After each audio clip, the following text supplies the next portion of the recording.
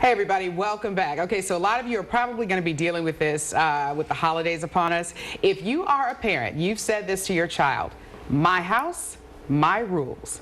But does that pertain to your child's friends when they are in your house? I can hear you already. It is a touchy topic, and here to hash it all out is marriage and family therapist Amy Hachquet. Amy, we were talking during commercial break, and one of the things that, as soon as I knew that we were doing this interview, I thought, first of all, you trust me with your kid, you trust them being in my house, that means you trust my judgment. I'm not just going to let it slide. Just like I discipline mine, I will discipline yours.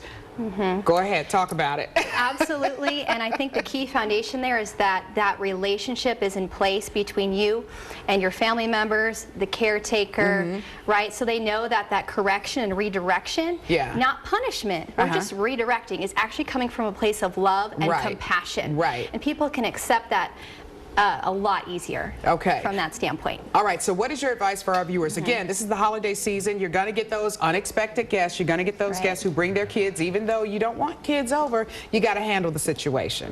Exactly. I do caution parents, though, to tread lightly with that, if for no other reason than that kids are very resilient. And half the time they can solve these problems and these scuffles and correct their own behavior without any intervention. And it's important for them to have those life lessons and be able to do that.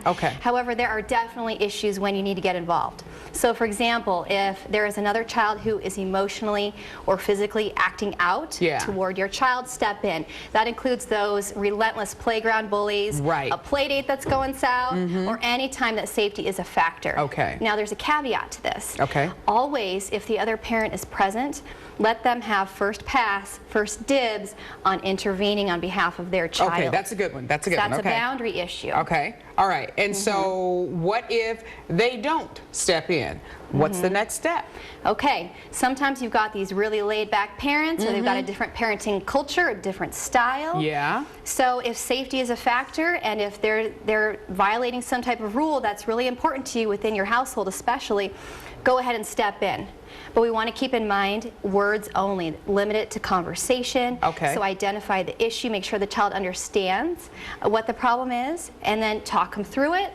Come up with alternatives. We're problem solving, so leaving physical contact out of the equation. All right. They don't get their butts kicked like Sister Irene did with us. How can disciplining a friend's child affect your relationship? I got to tell you, I wouldn't be worried about the relationship. My concern would be the child, because you're not correcting the behavior. So now I'm thinking, well, who's going to correct this child? And what are you doing at home with this kid? If this is a relationship I care about, I'm getting ready to turn to ask you, what are you doing with your kid? You see them about to knock something over and hurt themselves and another child. You're not saying anything. And when we look at our own perspective, we think that this is the way it should be, and unfortunately not everyone reacts in the same way. So you've got kind of two different sides of it.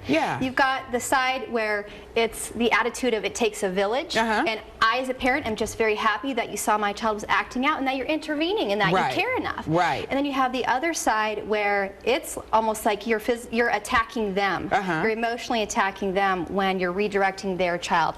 And that tends to be because there's not an emotional separation, and your parenting identity is so closely tied to your child's behavior that you can't separate. So find that balance in between. Sometimes our kids are having a bad day. That's okay. It's okay to intervene in those times and just try to let it go. All right. And if all else fails, knock them out. No, I'm kidding.